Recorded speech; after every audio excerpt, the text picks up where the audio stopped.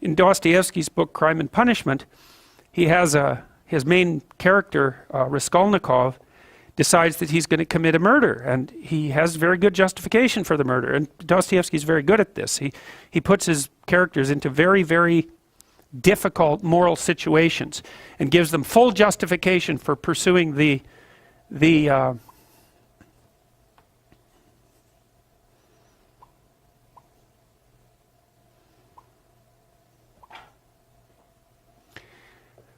pursuing the pathway that they're pursuing. And so Raskolnikov, he's broke and starving. He wants to go to law school. His sister's about to prostitute herself, roughly speaking, by marrying a guy that hates her, that she hates, and he has contempt for her, or at least acts in that manner.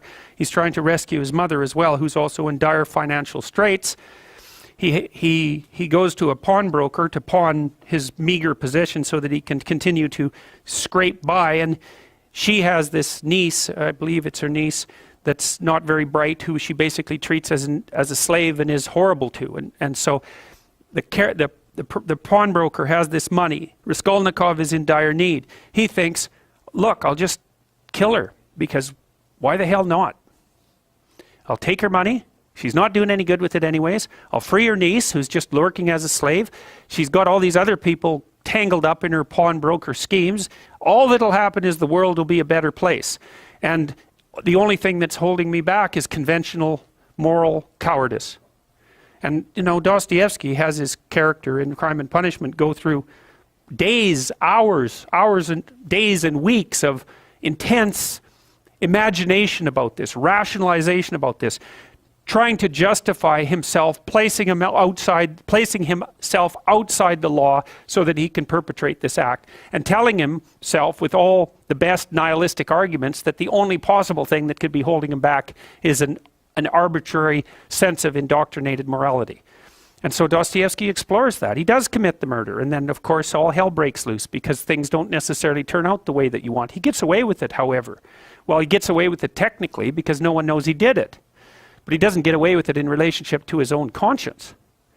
And so the rest of the book explores that. Well, Dostoevsky, I believe it was in Crime and Punishment, although he makes the same point in many of his books, he makes a very fundamental point. And this is the kind of point that I think that people who haven't investigated these matters down this particular literary and philosophical pathway never grapple with. Dostoevsky said straightforwardly, if there's no God, so if there's no higher value, let's say, if there's no transcendent value, then you can do whatever you want.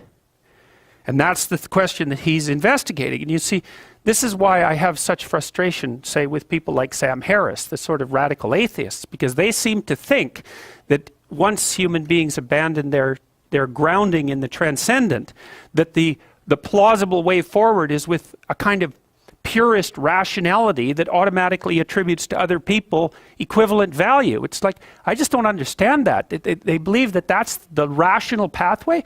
What the hell is irrational about me getting exactly what I want from every one of you whenever I want it at every possible second? Why is that irrational? And how possibly is that more irrational than us cooperating so we can both have a good time of it? I don't understand that. I mean, it's as if the psychopathic tendency is irrational. There's nothing irrational about it. It's pure naked self-interest. How is that irrational? I don't understand that. Where's the pathway from rationality to an egalitarian virtue? Why the hell not every man for himself and the devil take the hindmost? It's a perfectly coherent philosophy.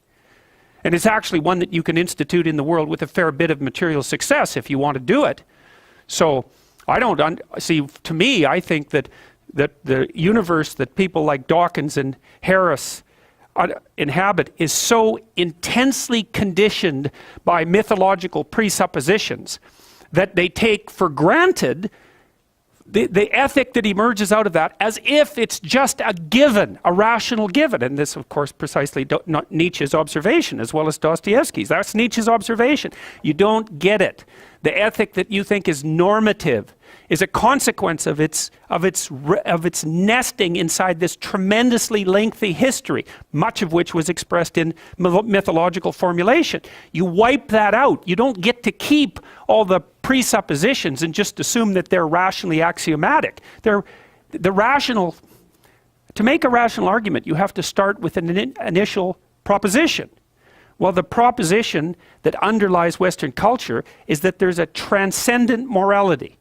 Now, you could say that's a transcendent morality instantiated in the figure of God. That's fine. You could even call that a personification of the morality. If you don't want to move into a metaphysical space, I'm not arguing for the existence of God.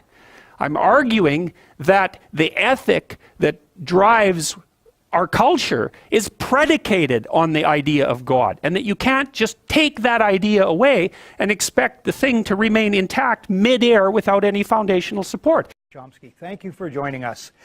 Would you, or do you consider yourself a person of faith? I try not to have faith. I believe in a principle that was enunciated rather well by Bertrand Russell, which is that you should try to keep away from having irrational beliefs. You should believe some things that for which you can find some evidence or some support, apart from commitment to principles like equality and freedom and justice and so on. Those, I wouldn't say that's faith. Those are things you're committed to. But as far as beliefs about the world, reality, my feeling is one should try to, as much as possible, have substantiated beliefs, or at least beliefs for which evidence could be appropriate. Well then, would you consider yourself, paradoxically, a person who has faith in the scientific method? I think it's the only method we have to try to get some approximate understanding of the world. I don't have faith that it'll reach the truth, or even that it's leading us in the true direction.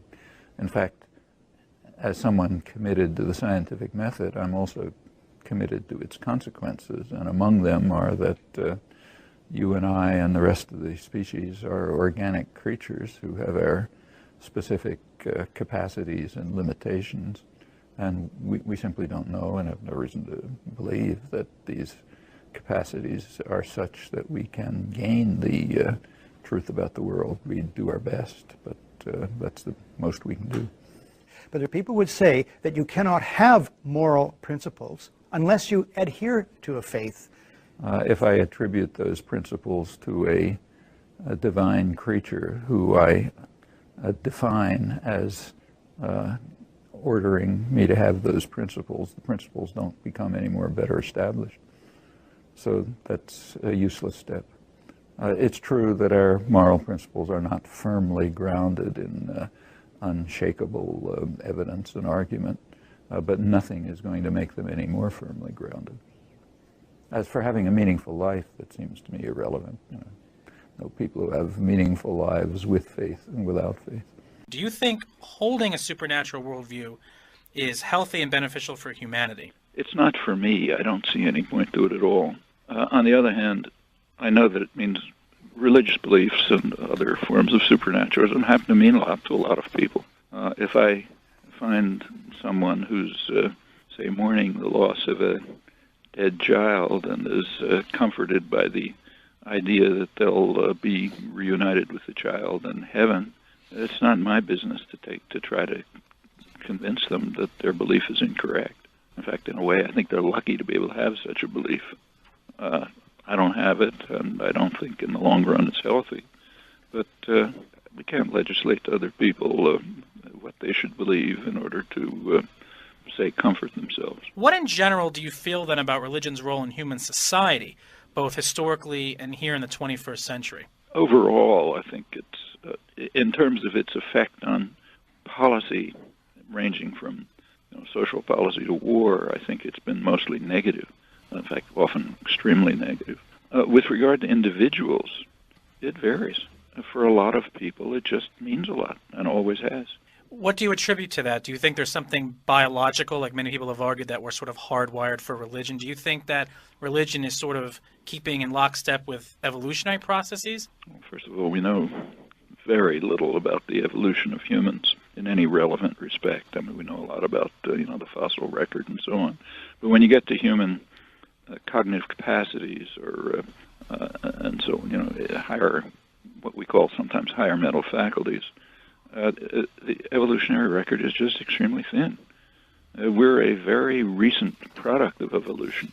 Modern humans, from a cognitive perspective, cognitive behavioral perspective, only emerged within roughly the last 100,000 years, which is like a flick of an eye in evolutionary time. And we're all more or less identical. There's very little genetic variation relevant genetic variation among humans, because there's been, we probably come from a small breeding group somewhere in East Africa, probably no later than, say, 50,000 years ago. There's no time for anything to have happened. We can, in a sense, it's like almost, in my view, virtually a tautology to say that a commitment to religious belief is the result of evolution, because we're the result of evolution. Just like my chin is, my toenails are. So are my higher mental faculties. But that just doesn't tell you very much. I mean, we all know, without doing pop science, that people do want to find ways to give an intelligible picture of the universe around them, to find comfort, to find association with others. And they do it in all kinds of ways. Some of them we call religion. A lot of some of it we call magic.